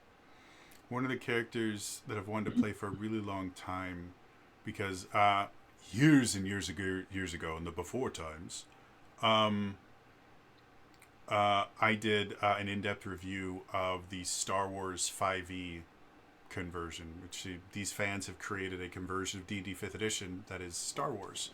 And one of the classes is their version of a monk, and someone was having this conversation. I can't even remember where it was. They were talking about a monk with high charisma and stuff like that, and like, well, how would I be able to play that? And I went, well, in Open Legend, one of the ways that they describe one of the stats, which is basically their version of charisma. I can't remember what it's called. I think it's influence or something like that. But one of their one of the ways that they describe it is the idea of just luck. And having kind of like a luck-based character where they're not a particularly, skilled fighter or anything like that, just lucky things start to happen to them. And so I was having this conversation with this person. I said, well, what if your character wasn't actually this amazing martial artist or something like that? What if things just naturally happened for them? Like there's a scene, and I think it was like season 6 of Community, where they're doing another paintball episode, and the dean gets put into this elevator, and they do a full-on like Captain America, the Winter Soldier elevator scene, where he's entirely surrounded by people that are trying to hit him with paintballs. But instead of him being full-on Steve Rogers, like boom, boom, hit you with the shield and all this cool stuff, he just accidentally takes out every single one of them by like, oops, oh, I'm sorry, ooh, I didn't mean... And I always thought it would be fun to play a character that is entirely like luck based. Like they don't actually ever intend to win a fight, but they'll like trip and accidentally like spill water on the ground and cause one of their attackers to slip and fall and knock themselves out. And then they'll step on, a board and accidentally break it and cause it to come and hit another person. And like, I think that's a really interesting style character to play. So effectively we called it like a Jackie Chan monk, because when you see like fight scenes with Jackie Chan, like he always seems to be like accidentally defending himself and all these other things, especially in his comedy movies. And so I would enjoy that. So, yeah. Since we got a little bit more time here, Lex and eventually Jax when she returns to us, do you have any questions that you would like to ask the Game Master? You know what? I really don't. I keep it very simple. I don't really have any other questions. Always interesting. Yeah, I've got it. I'm easy today. I got nothing else going on my hand. Easy like a Saturday morning. I don't know why Sunday morning is always the one that everyone's like, oh, it's so easy. Obviously, all of those songs were written by people that didn't have to go to church. Yeah. Also, now that I've been like talking D&D, I've just literally been staring at D&D Beyond. Mm-hmm. I'm like, oh, okay, I need to be careful because I'll just make characters for like the next hour. Yeah, I still do that. I'll do it for Daggerheart because I've got the Demiplane Nexus for Daggerheart, so I can just build characters there. I still can neither confirm nor deny that I have the offline 4E character builder with all the options, and so I'll randomly make 4E characters in there. Nice. So to go back to sorry, It's fine. because I stepped away. I don't know what you're talking about. The previous question on what system you'd like Mhm. to see our characters in. It's not that I would like to see them in. It would be hysterical though if they went to the Power Rangers system that you have. That would be very, very fun. That would be like just funny. And we turned the Realms characters into Transformers characters using Transformers, which is use the same system, Essence 20, and that was a hoot. So yeah, I would with my like I really have no connection to Power Rangers whatsoever. Like I'm not like a massive fan or anything like that. But yeah, I would love to have a Power Rangers kind of one-shot thing with you guys. Sorry, my Dragon Dagger has fallen out. I have to put it back in place. I have my Green Ranger, and I have my Dabbit. Got my Megazord. I have another one. I have the Thunder Megazord too, but it's behind things. I don't want to futz with it right now because my cable management is atrocious. Anyway, yeah, it would be. So, because you brought up Power Rangers, what color Ranger would Arai be? Araya, Zaraya. Zariah, sorry, Zariah. Um, All of your characters' names rhyme. Not intentionally. So just a note on that.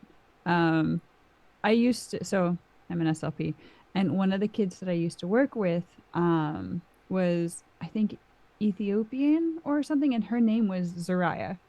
And I just fell in love with that name. And then Arai got his name from the motorcycle helmet, Arai. And it just like I didn't realize it until I made Zurai. It's like, oh shoot, all of these rhyme. Because even with like going from Arel, I wanted her to be a complete opposite of Arel. So I went from A to Z. Anyway. Um so what was the question? I just got distracted. I'm so sorry. Power What color Rangers- ranger? Yeah, what color Ranger? The meanest one. I mean, Power Rangers are not particularly known for being mean, I know. but Which is why I can't tell you a color. Maybe I would be like, if we a bad go for the more kind of stoic Rangers, both the Green and Black Yeah. Rangers generally tend to be a little bit more standoffish, a little bit more gruff, yeah. and that Yeah, I that was tends to thinking be the their Green role. Ranger. Yeah. Tommy. What Prior about to the White Ranger. what about Motto? What color do you think Motto would be? I don't know much about Power Rangers. Pink.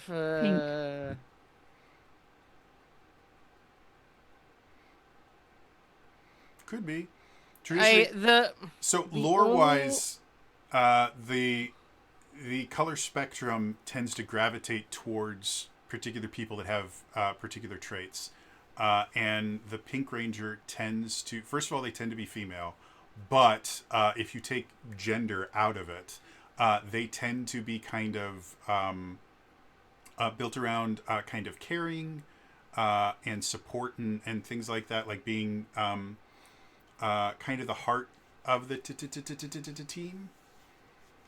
there is a. Sorry to interrupt. That's fine. There's a YouTube video. This is like the most I know about Power Rangers, and it's a video where where it's a villain and the Blue Ranger going through like, oh, is this person this color? This, and what are you? And the Blue Ranger like knocks him down and yells, "I'm Scottish," and that is the only thing RPM. I identify with him. So that one specifically, the Scottish Blue Ranger. Well, and a fun fact, like Blue Ranger tends to fill a couple different roles depending on whether we're talking about the Sentai originals versus the Power Rangers, but Blue Rangers tend to be the brains of the team. Like Billy would build all the items, and he was the geek. And I could definitely see Mato with his ability to, create shields and stuff like that could fit. The other thing that Blue Rangers tend to be is the second in command of the Power Rangers. If the Red Ranger's not there, the Blue Ranger is the one that turns into the leader. So I could definitely see Mato kind of filling that idea of he's very intelligent in that, but when necessary, he steps up and takes command. Sure, we'll go with that. See, if we're just going by those kinds of rules, I feel like just the commanding rules, I feel like Adesh would probably fit that Blue Ranger role, and Aino would fit the Red Ranger role. But for those personality characteristics, I feel like it would be flipped. Mm-hmm. And that's one of the more interesting things about Power Rangers in general is while there are kind of basic ideas of the Blue Ranger will be this and the Pink Ranger will be this, you can always subvert them. Like, again, I can't remember the character's name, but the blue RPM, what was his name? What do you think about that? We could also all be pirates, so... Yeah. So Flynn. To go back to that Motto's teardrop, we get dropped in the middle of the ocean and we're all Power Ranger pirates. Yeah, and then we could never acknowledge that you're pirates. You could spend an entire series using cutlasses and, flintlock pistols with a skull and crossbone on your helmet, and nobody mentions, and all of your Zords are pirate ships, and nobody can figure out why you never mentioned that you're pirates. Yep. Anyway. Power Rangers Super Mega Force is a travesty. Not because the actors were bad or anything like that, but they had so much potential, and it wasn't even like they actively refused. They did everything they possibly could to squander that potential. Hi, Koto Sound. We just got a raid from Koto Sound. Thank you for showing up. We're doing a little bit of our TTRPG Q&A, and we decided to go into a rant about... Power Rangers Super Mega Force, because I have an unhealthy obsession with the Power Rangers. And I know nothing. Connected because, we were talking about different worlds and different systems that we would move our Breath of the Wild, Legend of Zelda themed TTRPG in. So don't worry, it's ADHD connected. Yes. Anyway. That's all that we do. Yes. Raiders, normally around this time, we're actually playing a Zelda-themed TTRPG. But right now we're doing a Q&A because we didn't have quite enough players to run. And the next session we're going to have is going to be kind of big and monumental. So I want as many players here as possible. So if you guys would like to know anything about, like, our TTRPG that we run, or things about, the stuff that the players do, or questions for me, feel free to ask them in chat. That's literally what this here for. And as far as Power Rangers Dino Charge, first season, just Power Rangers Dino Charge. Thank you. All of my alarms on my phone are Power Rangers, by the way. Dino Charge, the first season, I think is a really interesting, unique season. Super Dino Charge, I don't think is as strong. But it's not, it's nowhere near as bad as, like, Power Rangers Ninja Steel is one of my favorite seasons.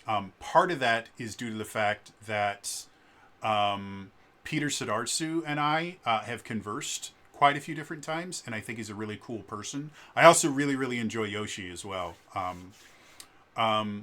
But also, I like Mick Canic. I think is probably one of the best. What are they called? Zordon character for any of the Power Rangers teams, because he has such a great mentor. There we go. He's such a great mentor and allows them to kind of learn on their own. But Super Ninja Steel falls off so hard, and it's really upsetting.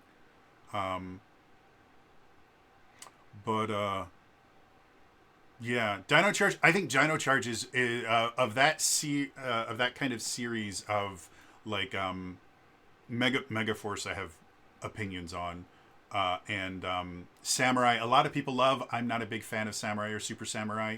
I think Dino Charge is probably the strongest of those. Like what, four teams of Power Rangers? If we go Samurai, Dino Charge, Mega Force, and then Ninja Steel. Dino Charge is probably the strongest of those, and that's even with the fact that I prefer Ninja Steel over Dino Charge. But yeah, and then Beast Morphers, I thought probably of like modern Power Rangers, Beast Morphers was probably throughout both seasons was the strongest that they've done. So yeah, I still like my favorite teams are still things like I love Mystic Force. It is still one of my favorites.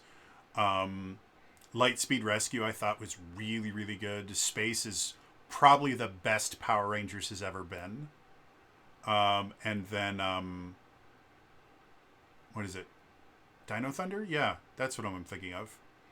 Dino Thunder is really good too. So yeah, but Super Mega Force is a travesty. Anyway, yeah. So now that Chax is back, did you have any questions for the Game Master?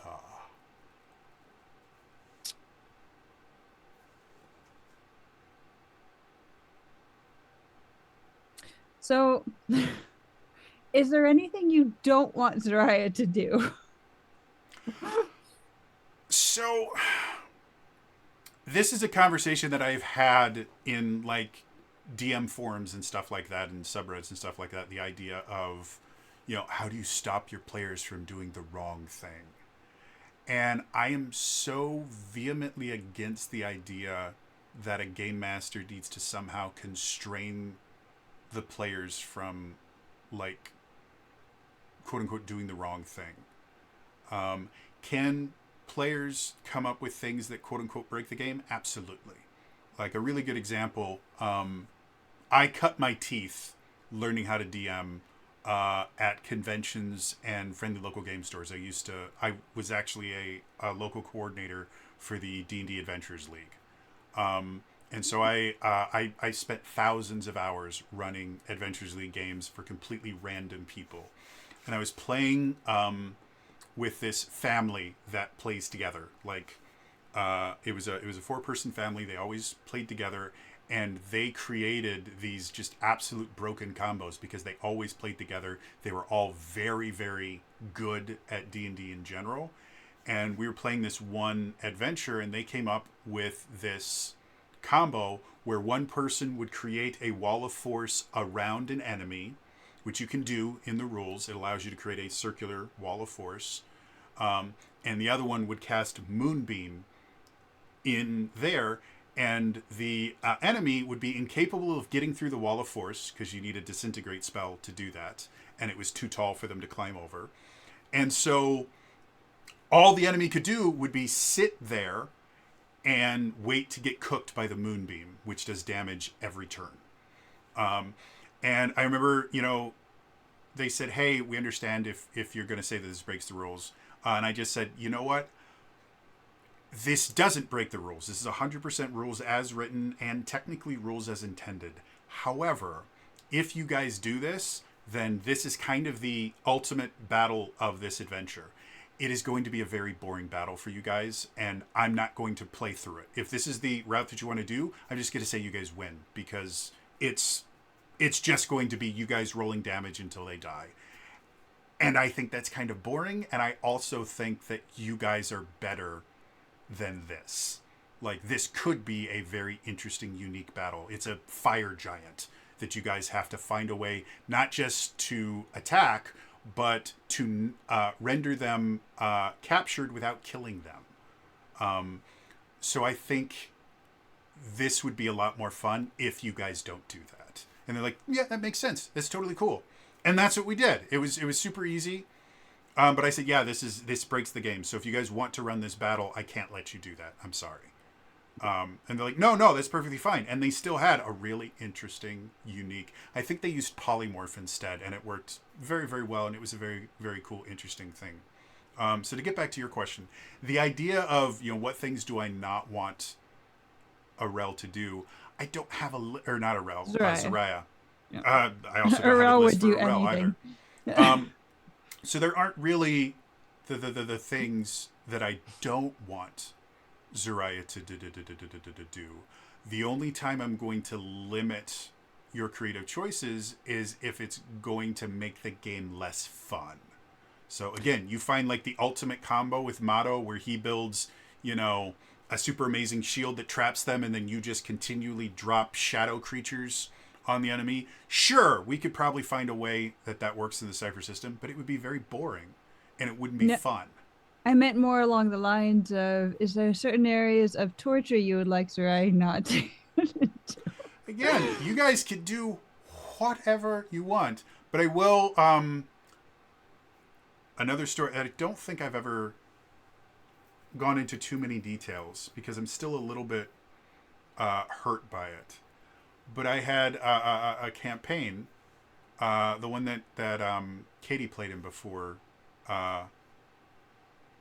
Traversing the Veil, and the thing that got the campaign to explode is one of the players decided that they needed to get information from someone. They decided to torture an enemy that they had been fighting, and the specific form of torture that they decided to do was they would flay his skin off and then cast cure on him to Oh, effectively fix it, so they could just continually keep flaying this character alive.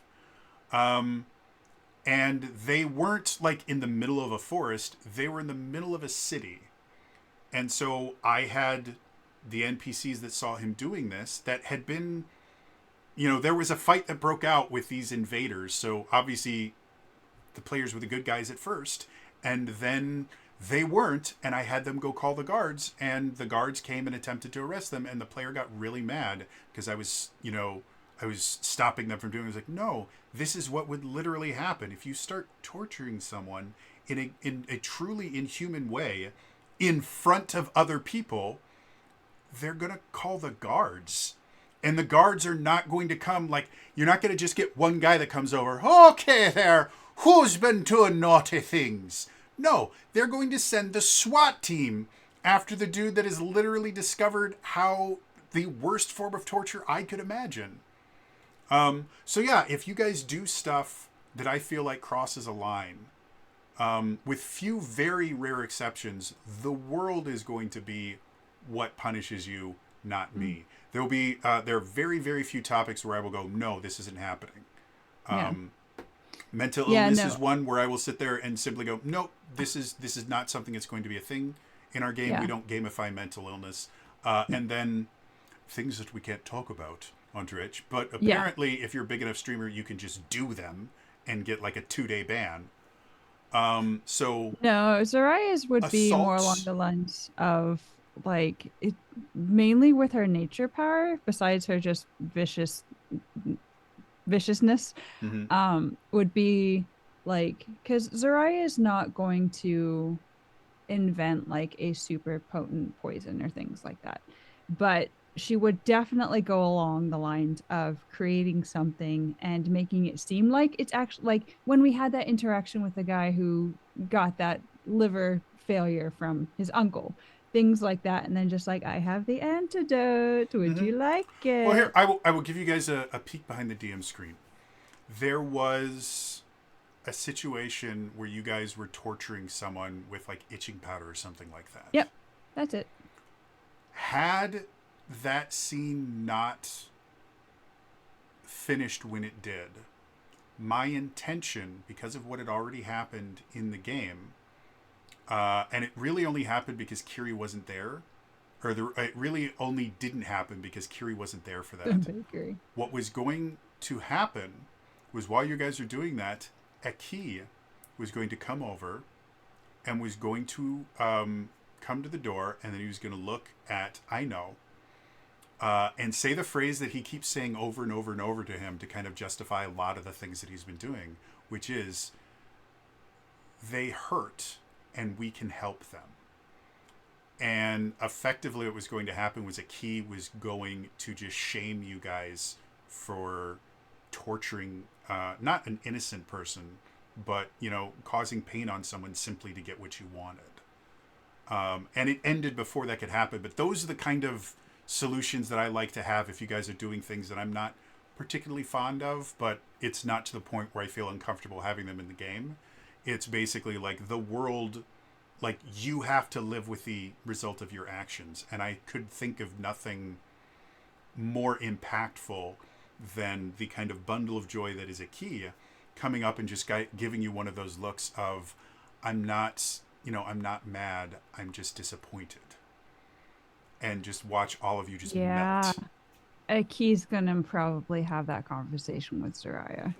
And again, I think But that's she's also gonna consult Aino for the best ways to go about it. So it's kind of gonna be a double-edged sword for a Key. I think that's a necessary thing in storytelling in general, is the idea that everybody has darker impulses, and whether we want to admit it or not, I believe everybody has thought about giving into those darker impulses. Some people have given into those darker impulses, whether gleefully or reluctantly. It does happen, and you make decisions in the moment that you have to live with for the rest of your life.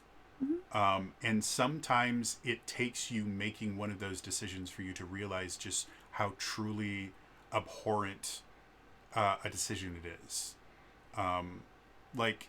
For me personally, dated this girl as a pathological liar.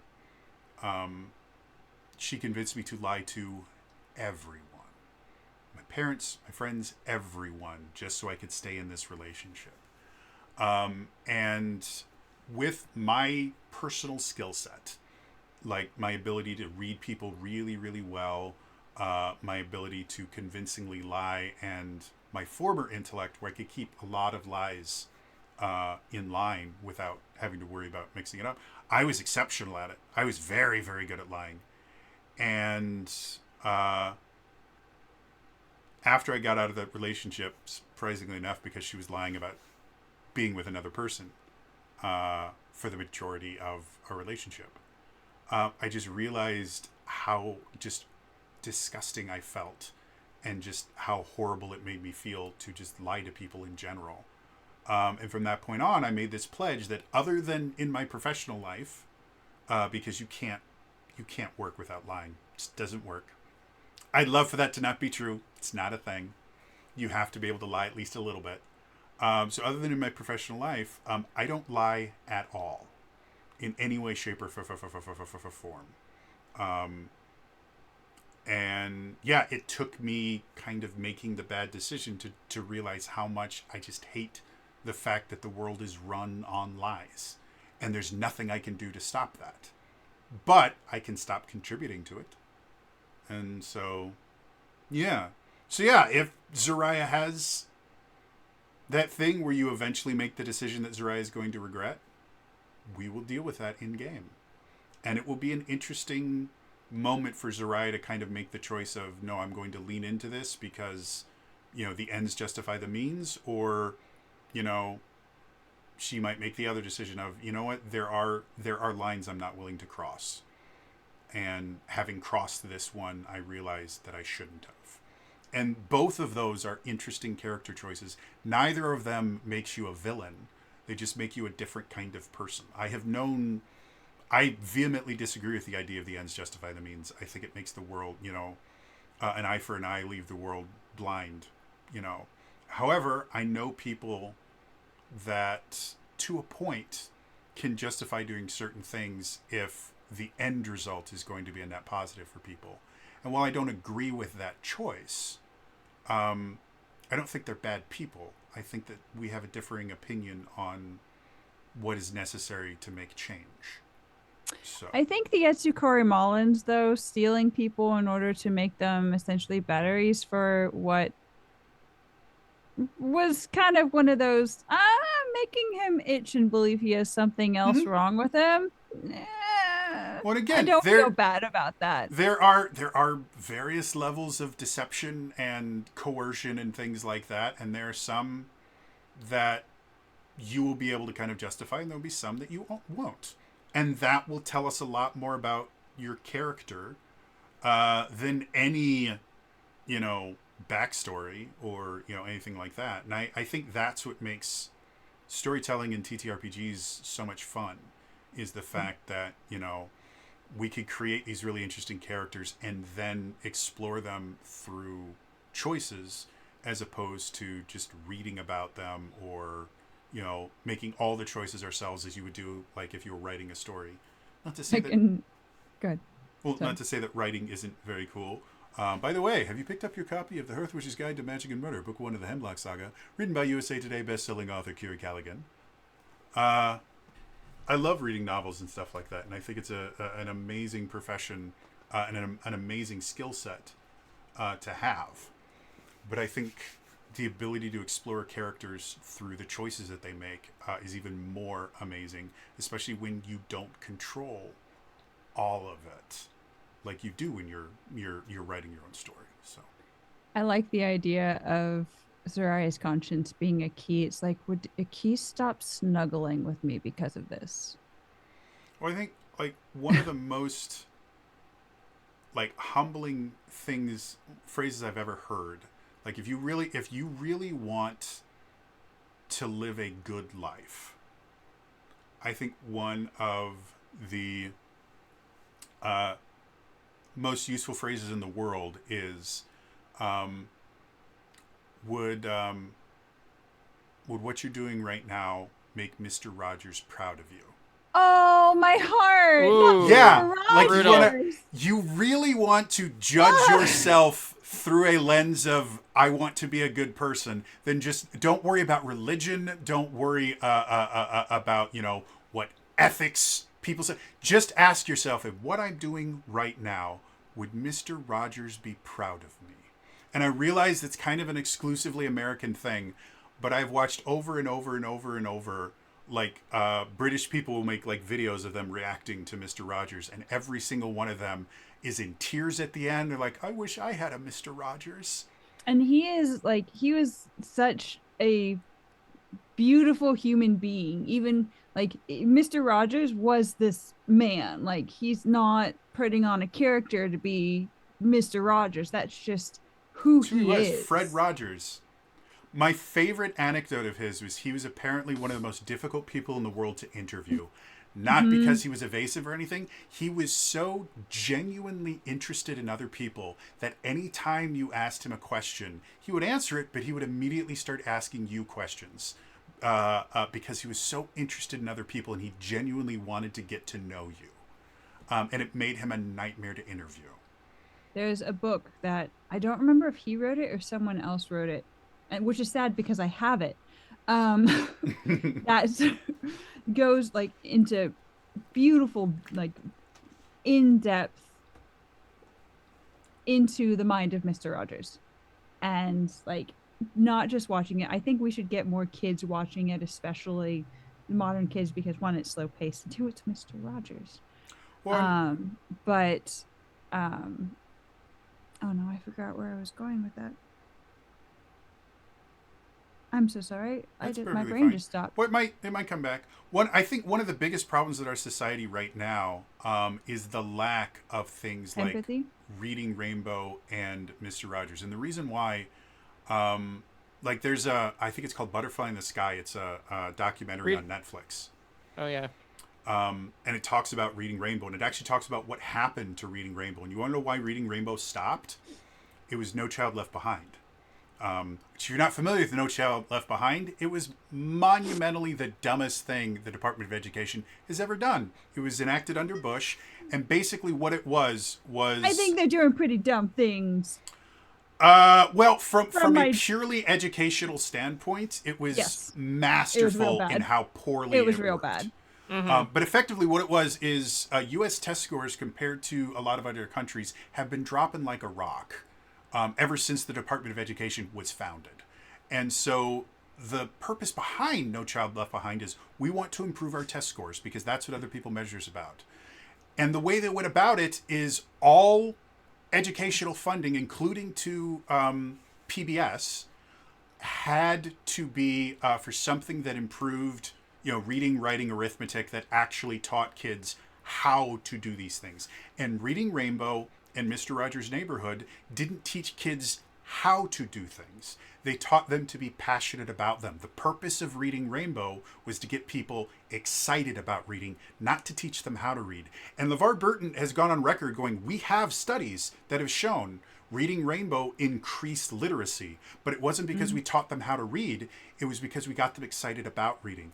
And Mr. Rogers was kind of along the same thing. It wasn't teaching kids what to do. It wasn't teaching them, how to spell or things like that. What it did teach them to do is to recognize their emotions, and it taught them different ways to deal with their emotions, which is not something that's taught to children anymore. We are very, very good at teaching kids to read, teaching them what would have been advanced mathematics when I was in elementary school. Like, we have first graders that are learning algebra. And I didn't learn that until I was in 4th or 5th grade. We have very, very advanced, intelligent children in this world, but we're not teaching them how to be passionate about things. We're not teaching them how to deal with their emotions. We're not teaching them how to deal with people that they disagree with.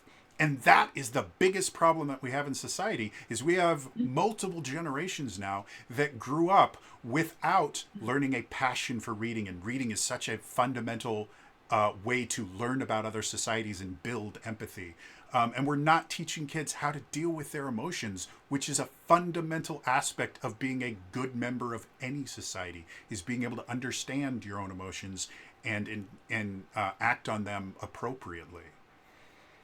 The world would be a much better place with Reading Rainbow and Mr. Rogers' Neighborhood. And the sad part is we have Daniel Tiger's Neighborhood, but because Fred Rogers is not a part of it, and because the media landscape has changed so much, they don't teach kids like they did on Mr. Rogers. And Daniel Tiger is great and all, but kids really get out of that quickly by the time they're 5 or 6. Versus Mr. Rogers, we used to watch it up until we were 10, 11, 12, depending on who your family was. You can watch it as an adult, and yeah, it's still watchable. Yeah. It's still great. So, anyway. Yep. Anyway, folks, we've gone a little bit over what was intended. So that is unfortunately going to be all for us today. As always, if you missed any of this, we do upload all these to our YouTube channel. It's youtube.com/ZeldaUniverse.tv. And next week, more likely than not, we will not be broadcasting anything because everybody is busy. However, we're hoping the week after we should have a more kind of regular program. I have to really quickly check something before we go, because as of right now, one of the reasons that Elias is not here is because he is he helps run a fan channel called Metroid HQ, and they're currently doing they're doing their MHQ-thon, where they're raising money for Child's Play charity. So we're actually going to raid them. So yes, if you can support them, Child's Play charity is probably one of the most underrated and amazing charities that helps with children that are dealing with sicknesses and other things like that, because it makes their lives livable for a little bit. So yeah, I'm gonna go ahead and raid them. So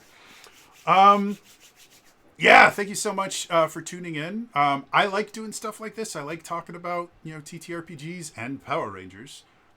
So yeah, if you guys would like to see more stuff like this, or if you guys have actual questions for the cast, for me, or anything like that, feel free to speak up in chat, comment on the YouTube videos.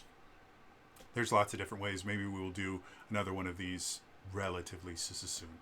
Otherwise, again, it's going to be all for us today, and we will see you guys next time. All right? Bye-bye.